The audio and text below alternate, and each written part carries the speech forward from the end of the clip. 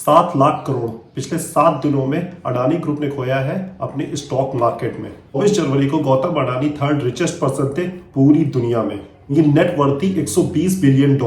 एक हफ्ते के अंदर उनकी रैंकिंग थर्ड पोजीशन से 15th रैंक पे हो गई।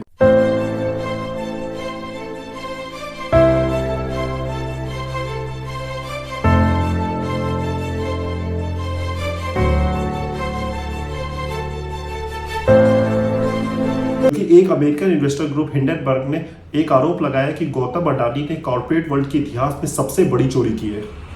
रिपोर्ट के अनुसार गौतम अडानी ने स्टॉक मैनिपुलेशन और अकाउंटिंग फ्रॉड किया है कई सालों से। रिपोर्ट के बाद अडानी ग्रुप के कई स्टॉक बुरी तरह गिर गए। मार्केट क्रैश हो गया, मार्केट क्रैश हो गया, मार्केट क्रैश हो गया।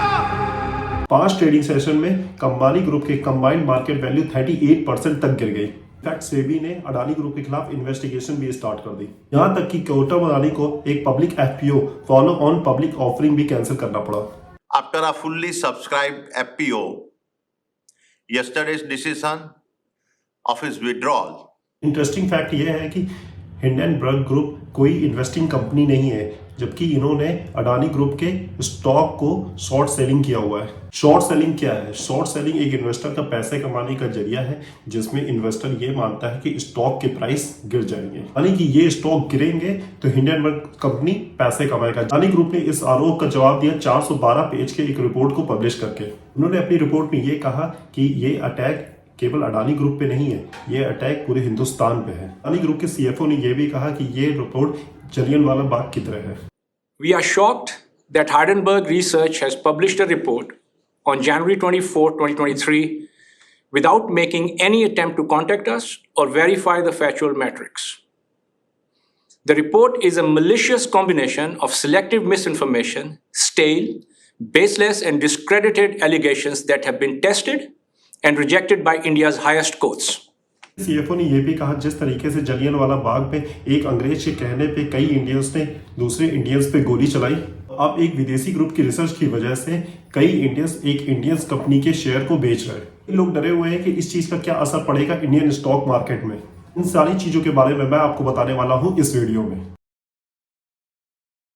अडानी को तो इंडिया में हर कोई जानता है, लेकिन हिंडनबर्ग रिसर्च कंपनी का नाम आप लोगों में से बहुत लोगों ने पहली बार सुना होगा। इस कंपनी की स्थापना की गई थी साल 2017 में नेथन नेट एंडरसन नाम के एक आदमी के द्वारा। यह आदमी प्रोफेशन से एक CFA चार्टर्ड फाइनेंशियल एनालिस्ट और CAIA chartered alternative investment analyst है। बहुत कॉम्प्लिकेटेड लग रहा है, शॉर्ट में समझो तो ये फाइनेंशियल एनालिस्ट है। हिंडनबर्ग रिसर्च कंपनी का काम है फाइनेंशियल रिसर्च करना। पहले हिंडनबर्ग ने कई कंपनियों पे रिसर्च की है, जिसमें एक कंपनी का नाम है निकोला मोटर्स।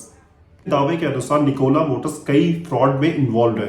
इस रिपोर्ट के बाद निकोला मोटर्स के 90% शेयर गिर गए। निकोला मोटर्स की नेट वर्थ थी $34 बिलियन, जो कि एक दिन बाद $1 बिलियन के करीब रह गई। कंपनी ने कई कंपनियों पे टारगेट किया है। उनका लेटेस्ट टारगेट है अडानी ग्रुप। इसी वजह से कई लोग इस रिपोर्ट को बहुत ज्यादा सीरियस ले रहे हैं। लोग इतना सीरियस इसको इसलिए ले रहे हैं क्योंकि ये एक रिसर्च कंपनी नहीं है, ये एक इन्वेस्टर भी है। अपनी ही रिसर्च से पैसा बनाती है। कैसे? शॉर्ट सेलिंग से। सवाल ये भी उठता है कि हिंडनबर्ग कंपनी ने पब्लिकली क्यों बताया कि वो अपने शॉर्ट सेल कर रहे हैं अडानी स्टॉक्स का। वो तो चुपचाप बैठ सकते हैं, ना ही कोई अटैक करता उनके ऊपर। पब्लिक स्टेटमेंट क्यों की, बताता हूं आपको। मैंने आपको वीडियो के स्टार्टिंग में बताया था कि शॉर्ट सेलिंग एक तरीका है जिसमें इन्वेस्टमेंट ये मानता है कि स्टॉक के प्राइस गिर जाएंगे। इसके विपरीत हम जैसे रिटेल इन्वेस्टर उस कंपनियों में इन्वेस्ट करते हैं जिसमें हमें लगता है कि स्टॉक का प्राइस बढ़ेगा। शॉर्ट सेलर इसकी उल्टी चीज करते हैं। मान लीजिए एग्जांपल के लिए आप ये मानते हैं कि अडानी ग्रुप के स्टॉक फ्यूचर में गिरने वाले हैं और अडानी ग्रुप का एक स्टॉक की कॉस्ट है ₹100। शॉर्ट सेलर क्या करता है, इन स्टॉक को उधार पे लेते रहता है। वो उसे खरीदता नहीं है, उसको उधार पे लेता है। जैसा कि ये स्टॉक उधार पे लिए गए हैं, इन्हें जल्दी ही वापस करना होगा एक छोटे इंटरेस्ट के साथ। उधार के स्टॉक शॉर्ट सेलर बेच देता है मार्केट में ₹100 के लिए। डेडलाइन से पहले मान लीजिए वो स्टॉक के प्राइस गिर गए, मान लीजिए ₹80 हो गए। वो शॉर्ट सेलर क्या करेगा, उन स्टॉक को वापस खरीद लेगा। फिर वो शॉर्ट सेलर उन स्टॉक को वापस कर देता है और उसका मुनाफा हो जाता है ₹20 पर स्टॉक। इस तरीके से शॉर्ट सेलर पैसा कमाते हैं। अगर गिरने की बजाय स्टॉक के प्राइस बढ़ गए तो शॉर्ट सेलर को पर स्टॉक 20 रुपए का नुकसान होगा।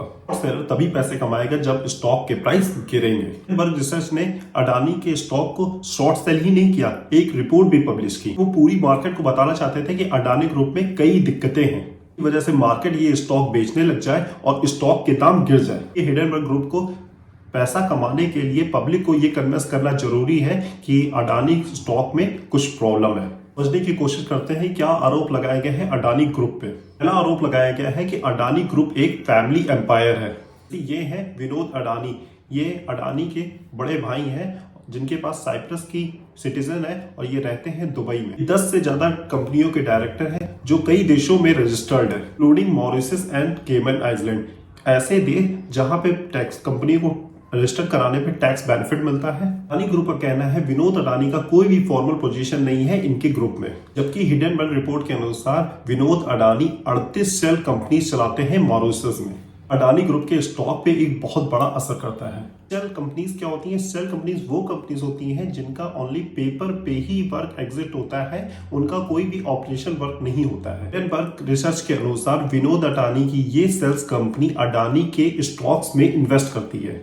ये है कि इंडिया के स्टॉक मार्केट रेगुलेटर सेबी के अनुसार किसी भी पब्लिक कंपनी के 25% शेयर पब्लिक के पास ही होने चाहिए। प्रमोटर के पास किसी भी कंपनी के 75% से ज्यादा शेयर नहीं हो सकते। प्रमोटर वो लोग होते हैं जो कंपनी को कंट्रोल करते हैं, जैसे कि गौतम अडानी के प्रमोटर हो गए उनके परिवार। हिंडनबर्ग ग्रुप का दावा है कि अडानी ग्रुप के प्रमोटर यानी कि उनका परिवार 75% से ज्यादा शेयर को होल्ड करते हैं। ये शेल कंपनियों के जरिए वो अपने आप को ये दिखाते हैं कि वो प्रमोटर नहीं है, आम लोग हैं। रिपोर्ट के अनुसार अडानी के स्टॉक प्राइसेस आर्टिफिशियली बढ़ गए हैं, इस वजह से अडानी ग्रुप एक फैमिली एम्पायर बन गए हैं।